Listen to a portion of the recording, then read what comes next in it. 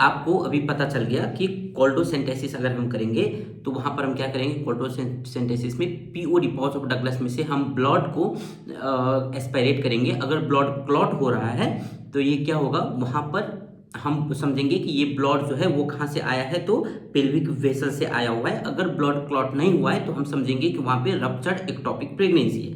ठीक है, तो आप क्या कर सकते हैं, alternative way to diagnose ectopic pregnancy एक ये भी है, बट इजीली हम जब अल्ट्रासाउंड से अगर हम कर सकते हैं तो पहले हम इजी वे फॉलो करेंगे, बट ये भी आपको जानना जरूरी है। ठीक है, अब हम देखते हैं कि अगर रप्चर्ड एक्टोपिक प्रेगनेंसी है, ठीक है, तो क्या क्या साइन प्रेजेंट होगा। So sine present in ruptured ectopic pregnancy, ruptured ectopic pregnancy. ठीक है, सो क्या क्या साइन होगा जो रप्चर्ड एक्टोपिक प्रेगनेंसी में प्रेजेंट होगा। सो नंबर 1 जो मोस्ट कॉमनली आपको जानना चाहिए वो है Danforth sign, Danforth sign. And number 2 sign जो है वो है कॉलेन साइन, वो है कॉलेन साइन। ठीक है, अब ये डैनफोर्ड साइन और कॉलेन साइन क्या है, देखिए अगर रप्चर्ड एक्टोपिक होगा तो पेरिटोनियम में क्या होगा, वहां पर ब्लड एक्यूमुलेशन होगा, यानी कि हेमोपेरिटोनियम की वजह से और डायफ्राम को इरिटेशन होने की वजह से क्या होगा, जब पेशेंट इनहेल करेगा, जब इंस्पिरेशन करेगा ना, तो वहां पर क्या होगा, वहां पे पेन होगा। किस साइड पे पेन होगा, तो शोल्डर के साइड पे पेन होगा। सो डैनफोर्ड साइन में क्या होता है, pain referred to shoulder during inspiration,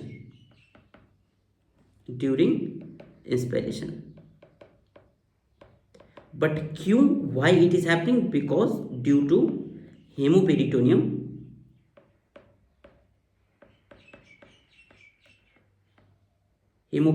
and diaphragm irritation या डायफ्राग्मेटिक इरिटेशन भी हम लिख सकते हैं। ठीक है, इरिटेशन की वजह से हमको डैनफोर्ड साइन देखने को मिलेगा। तो जब भी आपके पास पेशेंट आएगा तो आप क्या पूछेंगे, आप एक क्वेश्चन पूछेंगे, क्या शोल्डर के साइड पे आपको पेन हो रहा है, क्या जो पेन है वो शोल्डर की तरफ रेडिएट हो रहा है क्या, ये भी आप एक पूछ सकते हैं। दूसरा है कॉलेन साइन। अब कॉलेन साइन में क्या होता है, hemorrhagic discoloration, hemorrhagic discolouration,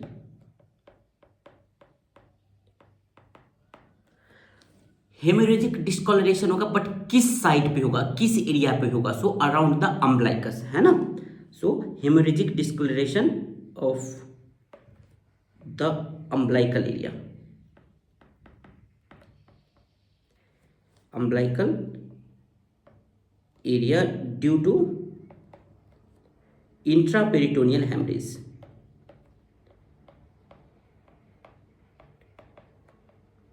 due to intraperitoneal haemorrhage,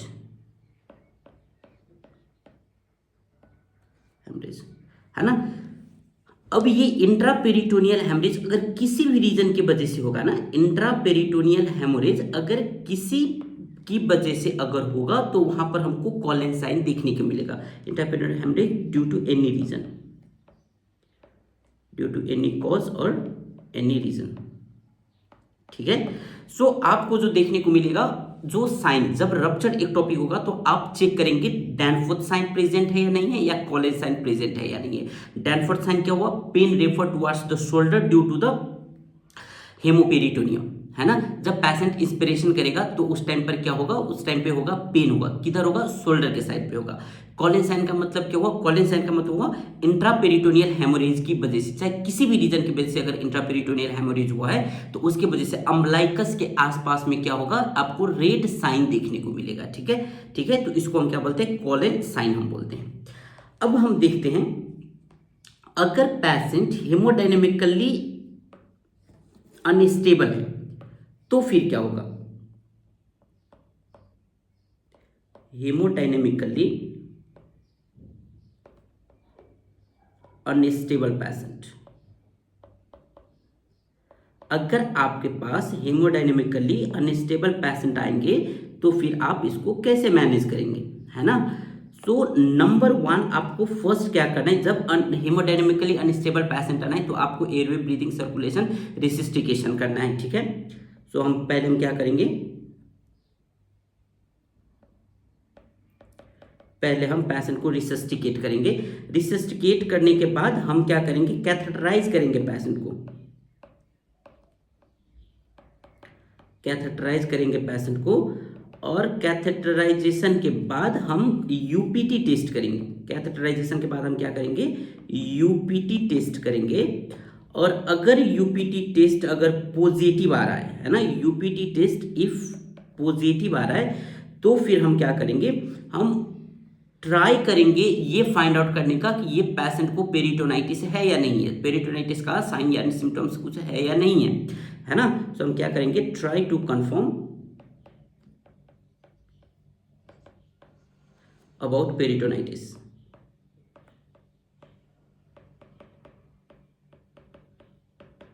peritonitis, और अगर इफ पेरिटोनाइटिस प्रेजेंट, फिर हम क्या करेंगे, फिर हम आइदर लैप्रोटोमी करेंगे और लैप्रोस्कोपी करेंगे। Then we will perform लैप्रोटोमी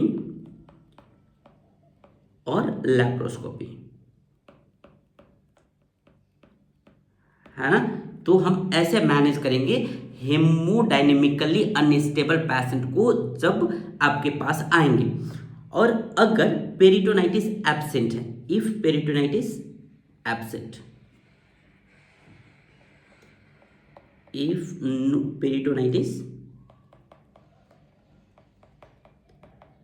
peritonitis absent, फिर हम क्या करेंगे, जो उस टाइम पर हम करेंगे फास्ट टेस्ट। फिर हम क्या करेंगे, फास्ट टेस्ट। अब ये फास्ट टेस्ट क्या होता है, so focused assessment with sonography in trauma, sonography in trauma, fast test करेंगे। और फास्ट टेस्ट में भी अगर हमको क्या देखने को मिला, इंट्रा एब्डोमिनल ब्लीडिंग देखने को मिला, है ना, या intra abdominal, if there is intra abdominal collection, intra abdominal collection present, फिर हम क्या करेंगे, फिर हम यहां पर भी लैप्रोटोमी करेंगे, लैप्रोटोमी करेंगे या लैप्रोस्कोपी करेंगे, लैप्रोस्कोपी करेंगे, ठीक है। तो आपको ये याद रखना है किस चीज़ में, हेमोडायनेमिकली अनस्टेबल पेशेंट अगर आपके पास आती है तो पहले तो आप रिसस्टिकेट करेंगे, पहले आप एयरवे, ब्रीदिंग, सर्कुलेशन आप मैनेज करेंगे। इसके बाद आप क्या करेंगे, फिर आप यूपीटी, फिर आप कैथेटराइज करेंगे, कैथेटराइज करके यूपीटी टेस्ट करेंगे। अगर यूपीटी टेस्ट पॉजिटिव आ रहा है ना, तो आप चेक करेंगे कि वहां पर पेरिटोनाइटिस का कोई साइन सिम्टम्स है या नहीं है, वो फाइंड आउट करने की कोशिश करेंगे। अगर पेरिटोनाइटिस प्रेजेंट है तो आप लैप्रोस्कोपी या लैप्रोटोमी करेंगे। अगर पेरिटोनाइटिस एब्सेंट है तो आप क्या करेंगे, फिर आप फास्ट टेस्ट करेंगे। फास्ट टेस्ट करने के बाद आप वहां पर देखेंगे कि इंट्रा एब्डोमिनल कलेक्शन है या नहीं है। अगर इंट्रा एब्डोमिनल कलेक्शन है तो फिर आप क्या करेंगे, लैप्रोटोमी या लैप्रोस्कोपी करेंगे, ठीक है। तो ऐसे हम मैनेज करेंगे हेमोडायनेमिकली अनस्टेबल पेशेंट को। अब हम आपको एक बार समराइज कर देते हैं हम डायग्नोसिस को, ठीक है। डायग्नोसिस को हम समराइज कर देते हैं। तो हम डायग्नोसिस में हम क्या क्या कर रहे हैं सर, तो पहले तो सर हम बीटा एचसीजी लेवल हम चेक कर लेंगे, ठीक है। उसके बाद हम क्या करेंगे, तो हमको अगर जरूरत पड़ी तो सीरम प्रोजेस्टेरोन लेवल भी हम चेक कर लेंगे। उसके बाद हम क्या करेंगे सर, उसके बाद अगर हमको जरूरत पड़ी तो कोल्डोसिंथेसिस कर लेंगे, कोल्डोसिंथेसिस कर लेंगे। बट सर इसमें गोल्ड स्टैंडर्ड क्या है, इसमें एक्टोपिक प्रेगनेंसी के केस में गोल्ड स्टैंडर्ड टेस्ट क्या है, सो गोल्ड स्टैंडर्ड टेस्ट जो है वो है लैप्रोस्कोपी, ठीक है। क्या है, लैप्रोस्कोपी। गोल्ड, अगर आपके क्वेश्चन आपको अगर पूछे कि what is the gold standard test for the ectopic pregnancy, then your answer should be laparoscopy, ठीक है। और इन्वेस्टिगेशन ऑफ चॉइस क्या होगा सर, इन्वेस्टिगेशन ऑफ चॉइस क्या होगा, तो इन्वेस्टिगेशन ऑफ चॉइस होगा यूएससी, और कौन सा यूएससी, सो ट्रांस वेजाइनल सोनोग्राफी आपका होगा गोल्ड स्टैंडर्ड। क्यों, क्योंकि इसमें एक्यूरेट, अगर इसको केयरफुली किया जाए तो इसमें हमको एक्यूरेट पता चल जाता है, ठीक है। तो इसलिए ये हमारे पास क्या होगा, इन्वेस्टिगेशन ऑफ चॉइस होगा जो है गोल्ड स्टैंडर्ड। सर इसमें और कुछ जानने की जरूरत है क्या, जी बिल्कुल। एक क्वेश्चन जो आपको पूछ सकता है कि what is the sign that can be seen during the ectopic pregnancy in ultrasonography, और वहां पर होता है रिंग ऑफ फायर पैटर्न, है ना, ring of fire sign seen, है ना। कौन सा साइन देखने को मिलता है अल्ट्रासाउंड में, कौन सा साइन देखने को मिलता है एक्टोपिक प्रेगनेंसी में sir, so ring of fire sign हमको देखने को मिलता है, ठीक है। चलिए अब हम देख लेते हैं कॉन्ट्रा इंडिकेशन। कॉन्ट्रा इंडिकेशन कौन सा टेस्ट है जो हम नहीं कर सकते during pregnancy, during pregnancy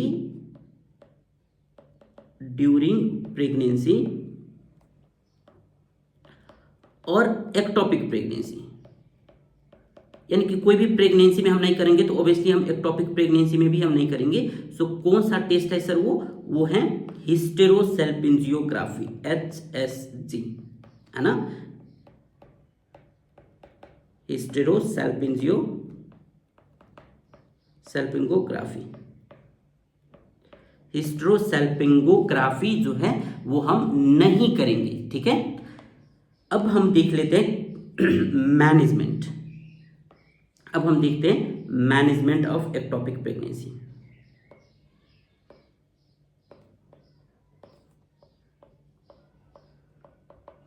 ectopic pregnancy, हमने एक्टोपिक प्रेगनेंसी की रिगार्डिंग ऑलमोस्ट हमने जान लिया। अब हमको जानना है कि मैनेजमेंट हम कैसे करेंगे। तो देखिए मैनेजमेंट के लिए हमारे पास कुछ कंडीशंस हैं, ठीक है। तो पहले आपको कंडीशन क्या जानना होगा, condition of management. Condition of management में आपको जानना है कि ये रप्चर्ड एक्टोपिक है या अनरप्चर्ड एक्टोपिक है। Is it unruptured ectopic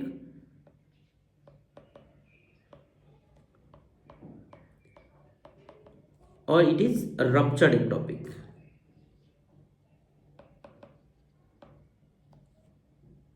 ruptured ectopic,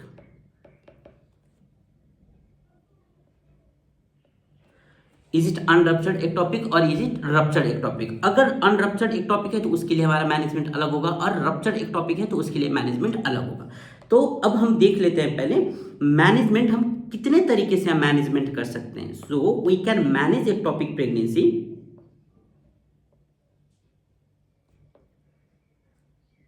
we can manage ectopic by 3 ways, है ना। We can manage ectopic by 3 ways. Number 1 is medical management. Number 1 is medical management. Number 2 is surgical management. Number 2 is surgical management, and number 3 is expectant management. Expectant management, ठीक है।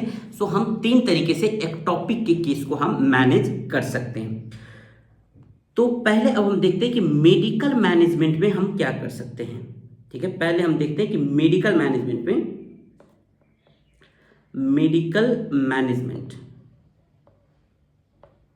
में हम क्या करेंगे sir. So medical management में हमारे पास जो एक ड्रग्स है उसका नाम है methotrexate. Drugs that we have to manage ectopic, that is methotrexate.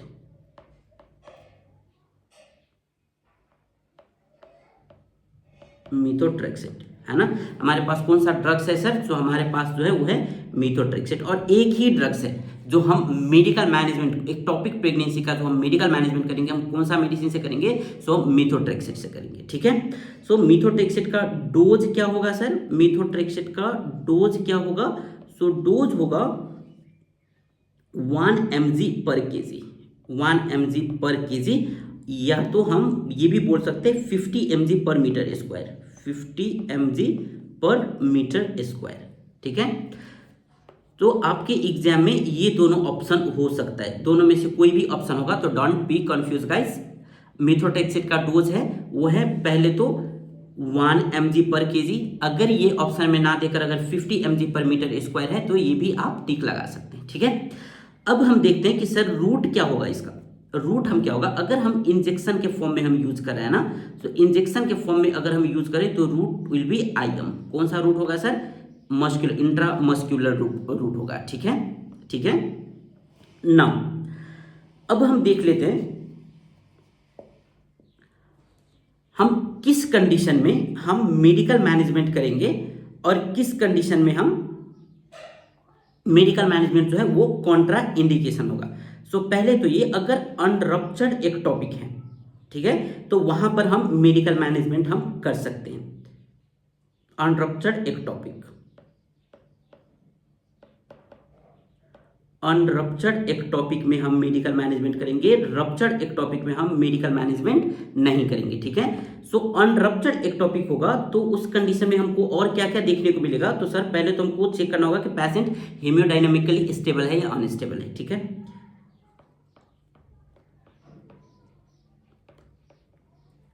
हेमियोडायनेमिकली stable patient,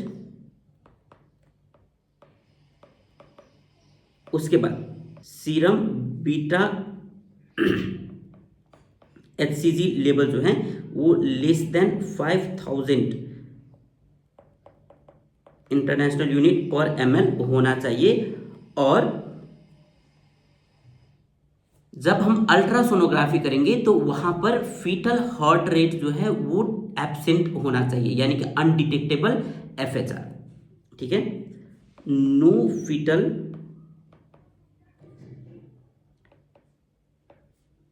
cardiac activity detected on USC।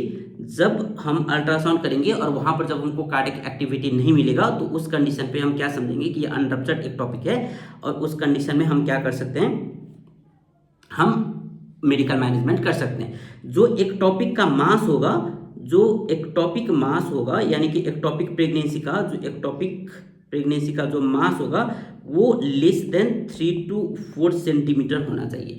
अगर इससे ज्यादा है, लेस मोर देन 4 सेंटीमीटर है, तो फिर मेडिकल मैनेजमेंट करना मुश्किल होगा, ठीक है। उसके बाद माइल्ड पेन होगा, माइल्ड पेन होगा या एब्सेंट होगा। पेन जो है वो क्या होगा, एब्सेंट पेन, है ना। अगर ये कुछ कंडीशन है तो वहां पर हम क्या कर सकते हैं, हम समझेंगे कि ये अनरप्चर्ड एक टॉपिक है और वहां पर हम मेडिकल मैनेजमेंट हम कर सकते हैं। Clear guys. अब हम देखते हैं किस कंडीशन में हम मेडिकल मैनेजमेंट नहीं कर सकते हैं। So contraindication, contraindication of medical management.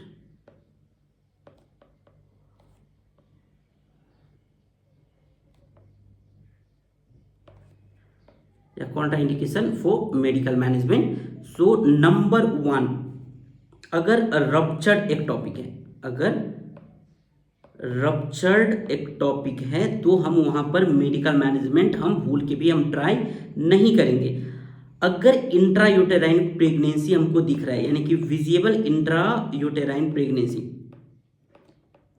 Intra uterine pregnancy, क्योंकि जब इंट्रा यूटेराइन प्रेगनेंसी है हम क्लियरली देख पा रहे हैं तो क्यों हमको करना है ना, क्यों हम करेंगे मेडिकल मैनेजमेंट या कुछ भी। अगर मीथोट्रेक्सेट से किसी को हाइपर सेंसिटिविटी, अगर कोई रिएक्शन है, कोई प्रॉब्लम है ना, तो उस कंडीशन में हम यूज नहीं करेंगे, यानी कि हाइपर सेंसिटिविटी टू,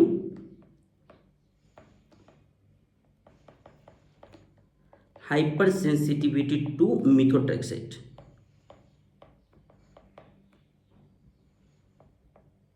है ना। क्योंकि ड्रग्स ऑफ चॉइस क्या है यहाँ पर, मीथोट्रेक्सेट है ना, मेडिकल मैनेजमेंट है। और अगर वो ड्रग्स देने से अगर कोई एलर्जिक रिएक्शन हो रहा है या कोई प्रॉब्लम हो रहा है तो उस कंडीशन में हम नहीं यूज करेंगे, ठीक है। अगर फीमेल ब्रेस्ट फीडिंग करवा रही है, अगर फीमेल ब्रेस्ट फीडिंग करवा रही है तो उस कंडीशन में भी हम क्या नहीं करेंगे, मेडिकल मैनेजमेंट यानी कि मीथोट्रेक्सेट हम यूज नहीं करेंगे।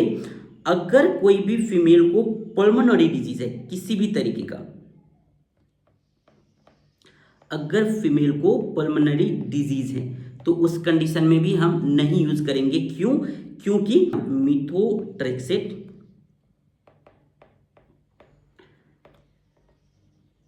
Can cause pulmonary toxicity. ठीक है, पल्मोनरी टॉक्सिसिटी।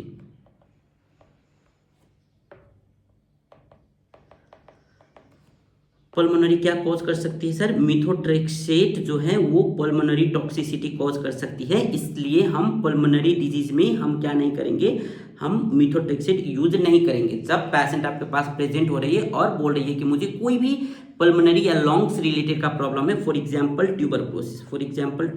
ट्यूबरक्लोसिस, अगर ट्यूबरक्लोसिस है पेशेंट को, तो उस कंडीशन में हम क्या नहीं करेंगे, मिथोट्रेक्सेट यूज नहीं करेंगे।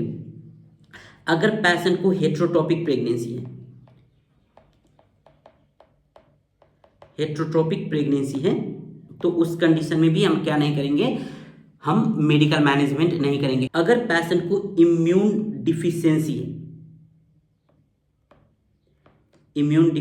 है, तो उस कंडीशन में भी हम क्या नहीं करेंगे सर, इस कंडीशन में भी हम मिथोट्रेक्सेट का यूज नहीं करेंगे। क्यों sir? Because methotrexate is immunosuppressant. Methotrexate is immune suppress, ये इम्यून को क्या कर देती है सर, सप्रेस कर देती है ना, इम्यून सप्रेसेंट, इम्यून को सप्रेस कर देती है, ये आपको याद रखना है। ठीक है, so these are the condition where we are not using medical, we are not doing medical management और we are not using methotrexate. Done. Now you should know about the single dose protocol. हम methotrexate का एक ही dose हम लगाते हैं, ठीक है, तो इसलिए आपको सिंगल डोज प्रोटोकॉल आपको पता होना चाहिए। ठीक है, so single dose protocol of methotrexate.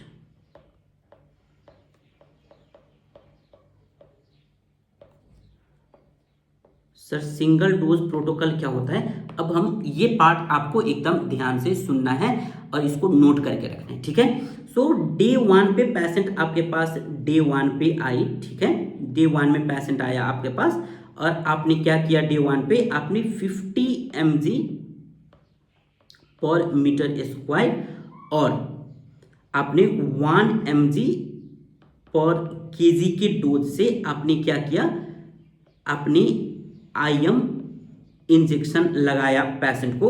ठीक है, आपने डे 1 पर क्या किया, 50 mg पर मीटर स्क्वायर या 1 mg पर केजी, 50 mg पर metre square. Guys again and again I am repeating, 50 mg पर मीटर स्क्वायर या 1 mg पर केजी के डोज से आपने क्या, पेशेंट को IM इंजेक्शन लगाया।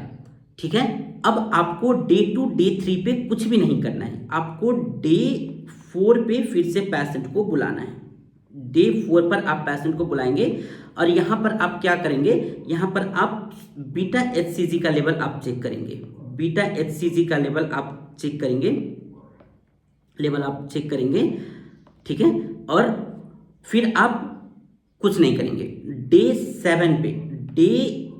7 पे फिर से आपने पेशेंट को बुलाया और यहाँ पे भी आपने क्या किया, आपने बीटा HCG का लेवल आपने चेक किया। ठीक है guys, very clearly single dose protocol. Day 1 पे जब पेशेंट आपके पास आएगा, आप क्या करेंगे, आप मिथोट्रेक्सेट का 1 mg पर केजी या 50 mg पर मीटर स्क्वायर के डोज से आप IM इंजेक्शन इंजेक्ट कर दिए। उसके बाद आपने डे 2 और डे 3 पे आपने कुछ नहीं किया। डे 2 पे हमने कुछ नहीं किया और डे 3 पे भी हमने कुछ नहीं किया। ठीक है, डे 4 पे हमने पेशेंट को बुलाया, डे 4 पे हमने क्या कर लिया, बीटा HCG का लेवल चेक किया और हमने वैल्यू रिकॉर्ड करके रख ली। फिर हम डे 5 और डे 6, फिर हम डे 5 और डे 6 पे हमने कुछ नहीं किया। डे 7 पे हमने फिर से पेशेंट को बुलाया और बीटा HCG का लेवल हमने फिर से चेक कर लिया। ठीक है, अब हम डे 7 पर हम क्या करेंगे, नाउ हम कंपेयर करेंगे, beta HCG level value, beta HCG level value of day 7 and day 4। हम यहां पर क्या करें, डे 7 का और डे 4 का बीटा एचसीजी का लेवल हम क्या करें, कंपेयर कर रहे हैं। ठीक है, और अगर ये कंपैरिजन में बीटा एचसीजी का जो वैल्यू है, बीटा एचसीजी का लेवल जो है वो अगर डिक्लाइन हो रही है, अगर वो डिक्रीज हो रही है, डिक्रीज या डिक्लाइन हो रही है, ठीक है, कितने से, मोर देन 15% की रेट से अगर कम हो रही है, तो हम समझेंगे कि आवर ट्रीटमेंट वर्क्स। ठीक है, अगेन गाइस दिस लाइन, हम बीटा एचसीजी का लेवल डे 7 का और डे 4 का वैल्यू हम चेक करेंगे, और डे 4 और डे 7 की वैल्यू में हमको क्या लग रहा है कि डे 4 में जो वैल्यू था उससे कम है डे 7 का। ठीक है, बट कितने परसेंट से कम, मिनिमम 50% से कम होना चाहिए, या अगर मोर देन 50%, 15% से अगर कम हो रहा है तो हम समझेंगे क्या, आवर ट्रीटमेंट वर्क्स। ठीक है,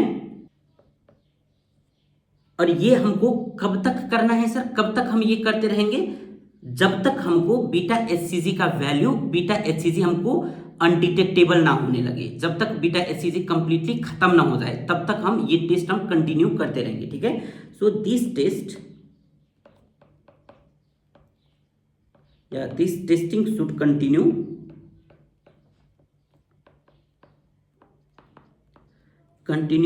till beta hcg level is undetectable, till undetectable। ठीक है, तब तक हम करते रहेंगे। अगर बीटा एचसीजी का लेवल कम नहीं हुआ सर, या लेस देन 15% से कम हो रहा है, तो फिर क्या होगा, सो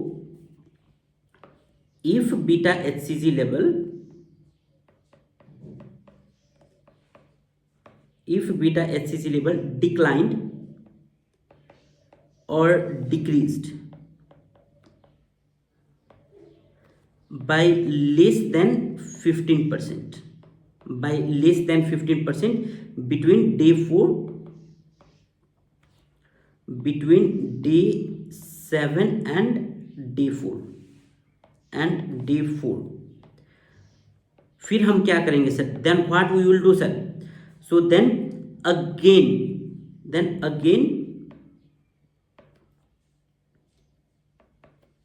we will repeat injection methotrexate, again we will repeat methotrexate, and what will be the dose guys, dose will be 1 mg per kg या 50 mg पर मीटर स्क्वायर, 50 mg पर मीटर स्क्वायर है ना। इस डोज के साथ हम फिर से हम रिपीट करेंगे। ठीक है, और हम रिपीट करेंगे कितने बार तक हम ये रिपीट कर सकते हैं सर, तो total we can repeat this till 3 times, है ना, 3 बार से ज़्यादा हम नहीं करेंगे। ठीक है, एक बार हमने किया, उसके बाद हमने मॉनिटर कर ली वैल्यू, बीटा एचसीजी का लेवल लेस देन 15% से कम हो रहा है, फिर हम क्या करेंगे, डे 8 पे जाकर हम फिर से इंजेक्शन मिथोट्रेक्सेट हम देंगे, और फिर हम उसको मॉनिटर करेंगे सेम, फिर हम डे 7 पर हम चेक करेंगे, फिर नहीं हुआ, फिर से हम थर्ड टाइम हम करेंगे। ऐसे हम कितने बार करेंगे सर, तो 3 बार हम करेंगे। ठीक है, 3 times. After that we can do this cycle for 3 doses। ठीक है, and you should remember this guys please, कितने बार हम टोटल हम करेंगे, ये साइकिल हम कितने बार तक हम कंटिन्यू करेंगे, तो 3 टाइम्स तक हम कंटिन्यू करेंगे। और इफ स्टिल 3 टाइम्स हमने कर लिया, बट फिर भी बीटा एचसीजी का लेवल कम नहीं हो रहा है, या कम हो रहा है तो लेस देन 15% से ही कम हो रहा है, तो फिर क्या करेंगे, इसका मतलब हम समझेंगे कि हमारा जो मेडिकल मैनेजमेंट है ये फेल हो चुका है, अब हमको सर्जिकल मैनेजमेंट के लिए अप्रोच करना चाहिए। ठीक है, so if still beta HCG level is not falling down, not falling down, then we need to plan surgery और सर्जिकल मैनेजमेंट, सर्जरी मैनेजमेंट। ठीक है, फिर हम क्या करेंगे, फिर हम सर्जिकल मैनेजमेंट करेंगे। अगर बीटा एचसीजी का लेवल बहुत कम डिक्रीज हो रहा है या बीटा एचसीजी का लेवल अगर कम नहीं हो रहा है, ठीक है, यानी कि लेस देन 15% से कम हो रहा है, तो उस कंडीशन में हम क्या करेंगे, हम करेंगे सर्जिकल मैनेजमेंट। और सर्जिकल मैनेजमेंट में हम क्या क्या कर सकते हैं सर, सर्जिकल मैनेजमेंट में क्या क्या प्रोसीजर है। तो surgical management of ectopic pregnancy, of ectopic pregnancy. So surgical management पे हमारे पास क्या क्या मेथड है, हम वन बाय वन हम जान लेते हैं। सो नंबर 1 में आप कर सकते हैं जो है लैप्रोस्कोपी। ठीक है, नंबर 1 में आप क्या कर सकते हैं, आप लैप्रोस्कोपी कर सकते हैं। नंबर 2 में आप लैप्रोटोमी कर सकते हैं। ठीक है, लैप्रोटोमी कर सकते हैं। नंबर 3 में हम कर सकते हैं सैल्पिंगोएक्टोमी कर सकते हैं, सैल्पिंगोएक्टोमी। ठीक है, सैल्पिंगोएक्टोमी क्या होता है sir, removal of fallopian tube, है ना, आपको पता है ये रिमूवल ऑफ फेलोपियन ट्यूब। ठीक है, उसके बाद हम सैल्पिंगोस्टोमी कर सकते हैं, सैल्पिंगोस्टोमी। सैल्पिंगोस्टोमी क्या होता है सर, सैल्पिंगोस्टोमी मतलब होता है कि हमने फेलोपियन ट्यूब में इंसिजन लगा दिया, इंसिजन लगा के हमने एक्टोपिक बाहर निकाल ली, और एक्टोपिक बाहर निकाल के हमने इंसिजन को हमने क्लोज नहीं किया, यानी कि हमने सूचर नहीं लगाया। ठीक है, so suture not placed,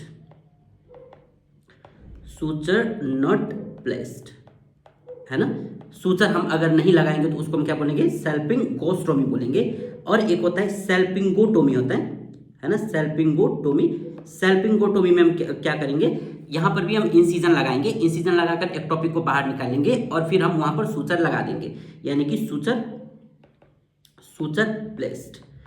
suture अगर हम लगाएंगे सैल्पिंगोटोमी, सूचर अगर नहीं लगाएंगे सैल्पिंगोस्टोमी। ठीक है, उसके बाद हम सेगमेंटल रिसेक्शन भी कर सकते हैं, सेगमेंटल रिसेक्शन एंड रियानेस्टोमोसिस, रियानेस्टोमोसिस। ठीक है, यानी कि जिस फेलोपियन ट्यूब के जिस पोर्शन में क्या होगा, फेलोपियन ट्यूब के जिस पोर्शन में एक्टोपिक होगा वहां पर हम कट कर देंगे, उस पोर्शन को हटा देंगे और बाकी को हम फिर से क्या कर देंगे, हम जोड़ देंगे, है ना, उसको हम बोलते हैं सेगमेंटल डिसेक्शन एंड रियानेस्टोमोसिस। ठीक है, अब हम देखते हैं कि मैनेजमेंट, जब हम सर्जिकल मैनेजमेंट हम करते हैं ना, तो एक्टोपिक प्रेगनेंसी जब रप्चर्ड हो गया होगा तो फिर हम कैसे मैनेज करेंगे उसको, यानी कि मैनेजमेंट ऑफ, अब हम देखते हैं management of ruptured ectopic pregnancy, ruptured ectopic pregnancy. Management of ruptured ectopic pregnancy के लिए सर आपको याद रखना है, पहले तो आप क्या करेंगे, पहले आप जनरल रिसस्टिकेशन करेंगे एज यूजुअल, है ना, जनरल रिसस्टिकेशन आप करेंगे। जनरल रिसस्टिकेशन करने के बाद आप कर सकते हैं सैल्पिंगोएक्टोमी, सैल्पिंगोएक्टोमी करेंगे। और सैल्पिंगोएक्टोमी करेंगे तो क्या होगा, हम सैल्पिंगोएक्टोमी यानी कि रिमूवल ऑफ फेलोपियन ट्यूब, हम फेलोपियन ट्यूब को रिमूव करके हम हटा देंगे। क्यों, क्योंकि वहां पर रप्चर्ड हो चुका है। ठीक है, ठीक है, और ये जो है ये है surgery of choice, salpingectomy surgery of choice भी है, सर्जरी ऑफ चॉइस। तो आपको अगर पूछा जाएगा कि सर्जरी ऑफ चॉइस क्या है रप्चर्ड एक्टोपिक में, तो आप क्या बोलेंगे, सैल्पिंगोएक्टोमी। ठीक है, अब हम देख लेते हैं, अगर फैमिली कंप्लीट नहीं हुआ है, ठीक है, अगर फैमिली कंप्लीट नहीं हुआ है, if family not completed, if family not completed, फिर हम सर्जिकल मैनेजमेंट पे हम कौन सा प्रोसीजर हम यहां पर करेंगे सर, सो यहां पर हम फिर करेंगे सैल्पिंगोस्टोमी हम करेंगे,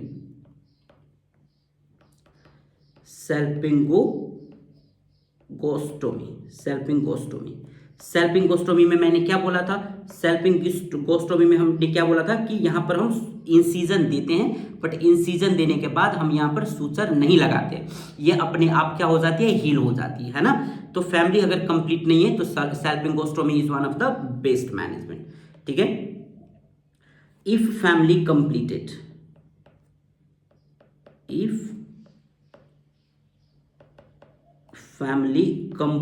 अगर फैमिली कंप्लीट हो चुका है फिर हम क्या करेंगे सर, अगर फैमिली कंप्लीट हो चुका है फिर हम करेंगे सेल्पिंगोएक्टोमी,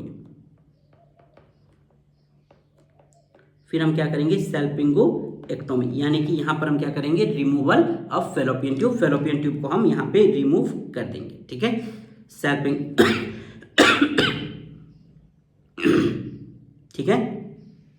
चलिए अब हम देखते हैं इंडिकेशन ऑफ सेल्पिंगोएक्टोमी,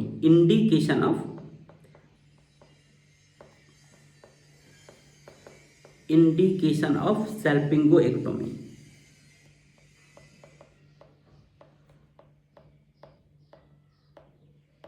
किस किस कंडीशन में हम सेल्पिंगोएक्टोमी हम कर सकते हैं। सो नंबर 1, अगर रप्चर्ड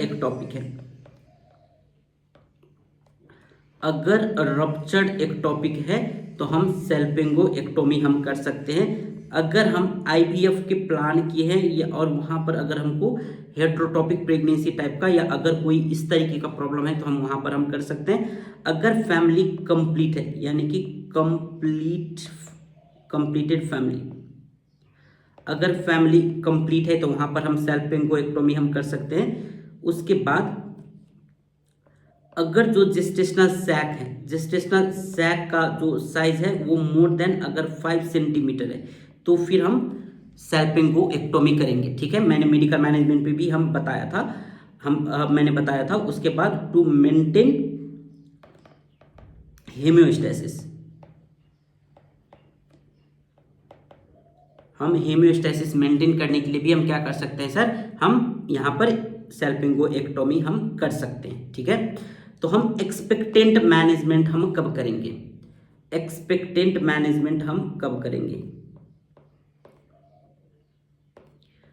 एक्सपेक्टेंट मैनेजमेंट के लिए आपको 3 चीजें याद रखनी है। एक्सपेक्टेंट मैनेजमेंट के लिए आपको 3 चीजें याद रखनी है। पहले तो क्या कि no visible of gestational sac, अगर हमको जेस्टेशनल सैक नहीं दिख रहा है, ठीक है, तो हम वहां पर हम एक्सपेक्टेंट मैनेजमेंट करेंगे। उसके बाद एचसीजी का value less than 200 international unit है, एंड फॉलिंग डाउन, और उससे अगर नीचे आ रही है तो फिर हम क्या करेंगे, एक्सपेक्टेंट मैनेज हम करेंगे। एंड एक्सपेक्टेंट मैनेज किस पैसेंट में किया जाता है, तो सर ये स्टेबल पैसेंट में ही किया जाता है। अगर पैसेंट स्टेबल है तो ही हम क्या करेंगे सर, एक्सपेक्टेंट मैनेजमेंट करेंगे। अगर पैसेंट अनस्टेबल है तो वहां पर हम एक्सपेक्टेंट मैनेजमेंट नहीं करेंगे, ठीक है। सीरियल एचसीजी मॉनिटर हम करते रहेंगे till it comes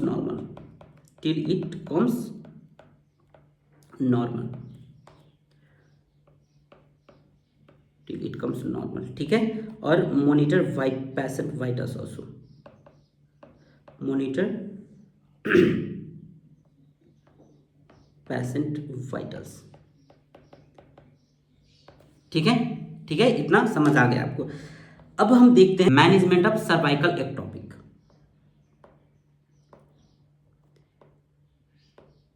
management of cervical ectopic के लिए आपको क्या याद रखना है कि हम 2 क्राइटेरिया फॉलो करते हैं। नंबर 1 जो है न्यू क्राइटेरिया, वो है पैलमैन क्राइटेरिया,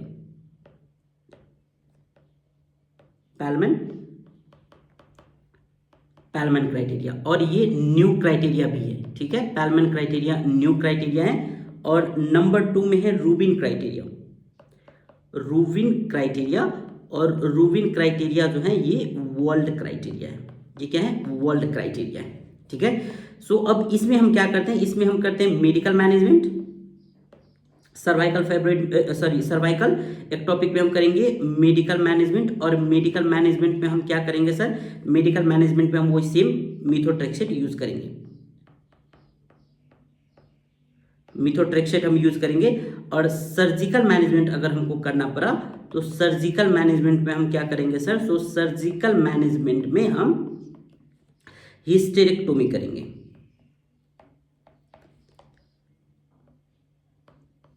सर्जिकल मैनेजमेंट में हम क्या करेंगे, हिस्टेरेक्टोमी करेंगे, ठीक है।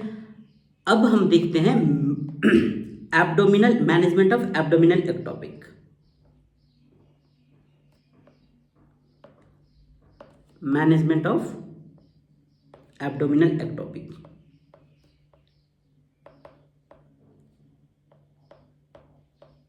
अब एक्टोपिक प्रेगनेंसी अगर एब्डोमिनल कैविटी में हो जाए, ये हमने पढ़ा है, ठीक है, पार्ट 1 में हमने पढ़ा है, अगर वहां पर हो जाए तो हम कैसे मैनेजमेंट करेंगे। तो इसके लिए जो हमारे पास क्राइटेरिया है वो एक ही क्राइटेरिया है, जो है स्टैडीफोर्ड क्राइटेरिया, स्टैडीफोर्ड क्राइटेरिया, स्टैडीफोर्ड क्राइटेरिया। अब ये स्टैडीफोर्ड क्राइटेरिया में आपको क्या याद रखना है कि जनरली हम जो स्टैडीफोर्ड क्राइटेरिया है ये हम प्राइमरी एक्टोपिक के लिए हम यूज करते हैं। So primary abdominal ectopic, it is most commonly used in primary abdominal ectopic, है ना, प्राइमरी एब्डोमिनल एक्टोपिक में हम यूज करते हैं। और it is very rare, it is very rare, ये बहुत ज्यादा रेयर है, ठीक है, it is very rare, so no need to worry about. So कौन सा प्रेगनेंसी है, कौन सा एब्डोमिनल एक्टोपिक है जो मोस्ट कॉमन है sir, so most common abdominal ectopic is abdominal ectopic is secondary ectopic, secondary ectopic, secondary abdominal ectopic, है ना, मोस्ट कॉमनली कौन है, सेकेंडरी एब्डोमिनल एक्टोपिक है। और आपको याद रखना है abdominal ectopic, abdominal ectopic is emergency condition, है ना, abdominal ectopic is obstetric emergency, obstetrics emergency, emergency, ठीक है।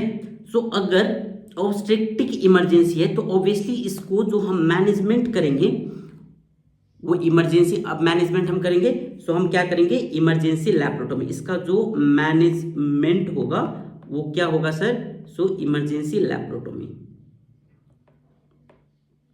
इमरजेंसी में हम क्या करेंगे, लैप्रोटोमी, इमरजेंसी लैप्रोटोमी, ठीक है। और आपको क्या याद रखना है, ये एब्डोमिनल एक्टोपिक को लेकर, we are in abdominal ectopic, in abdominal ectopic, in abdominal ectopic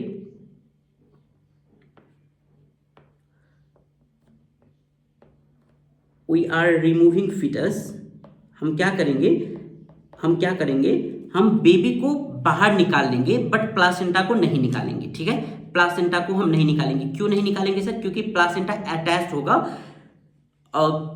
surrounding organs के साथ, पेरिफेरियल ऑर्गन्स के साथ। जब हम उसको निकालने की, प्लासेंटा को निकालने की कोशिश करेंगे तो हमारा अदर्स ऑर्गन जो है वो अफेक्ट हो जाएगा, ठीक है, तो हम प्लासेंटा को हम छोड़ देंगे वहीं पे। So we are removing foetus but not removing placenta because it is attached with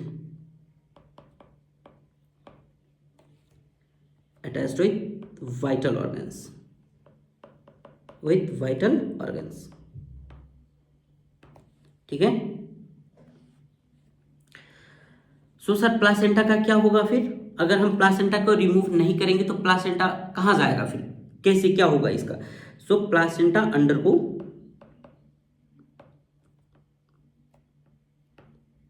placenta undergoes autolysis digestion, autolysis digestion हो जाएगा उसका, ठीक है। प्लासेंटा का क्या हो जाएगा, ऑटोलाइसिस डाइजेशन हो जाएगा। अगर ओवेरियन एक्टोपिक होगा तो क्या करेंगे सर, अगर ओवेरियन एक्टोपिक होगा, ओवेरियन एक्टोपिक होगा तब हम कौन सा क्राइटेरिया यूज करेंगे।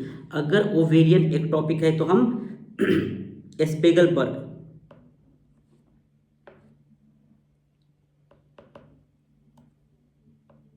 स्पेगलबर्ग क्राइटेरिया हम यूज करेंगे, स्पेगलबर्ग क्राइटेरिया हम यूज करेंगे। और इसका ट्रीटमेंट क्या होगा, तो सर्जरी होगा,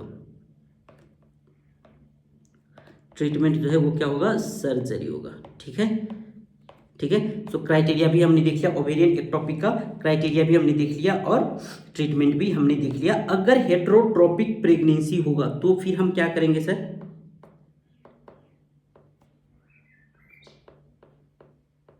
अगर हेटेरोट्रोपिक प्रेगनेंसी है तो फिर हम क्या करेंगे सर, यहाँ पर हम करेंगे treatment.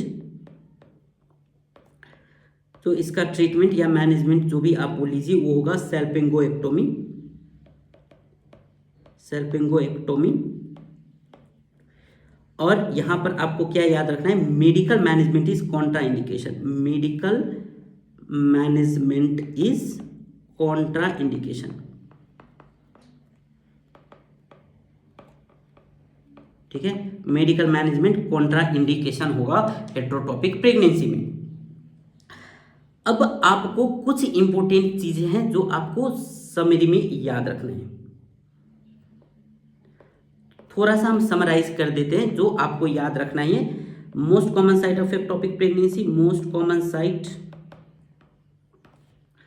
Of ectopic pregnancy,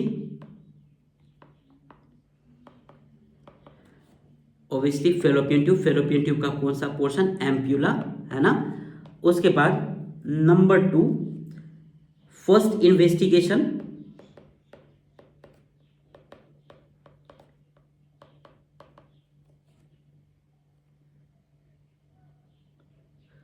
first investigation urine beta HCG, beta HCG, है ना। Number 3, investigation of choice,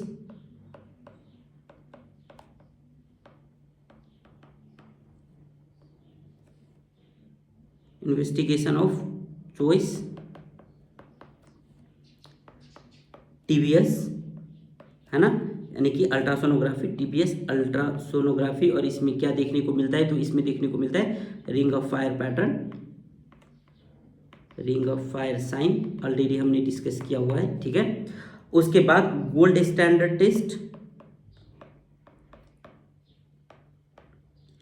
gold standard laparoscopy, laparoscopy. और कॉन्ट्रा इंडिकेशन फॉर मिथोट्रेक्सेट,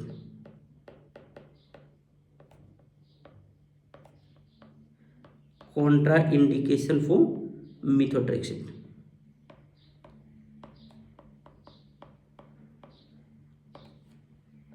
तो इसमें है liver kidney dysfunction, liver kidney dysfunction. उसके बाद इम्यून डिफिशिएंसी,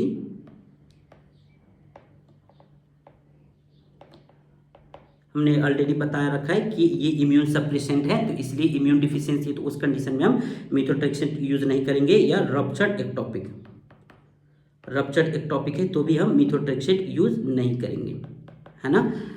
सो एक और चीज आपको यहां पर क्या याद रखना है, अगर हम मिथोट्रेक्सेट का इंजेक्शन लगाते हैं तो हम LFT एंड KFT, ये 2 टेस्ट हम पहले करवा लेंगे, फिर हम मिथोट्रेक्सेट इंजेक्शन लगाएंगे, ठीक है। अगर आपको इतना पता चल गया अभी, तो ऑलमोस्ट आप एक्टोपिक प्रेगनेंसी रिलेटेड के क्वेश्चन आप सोल्व कर सकते हैं। Thank you so much.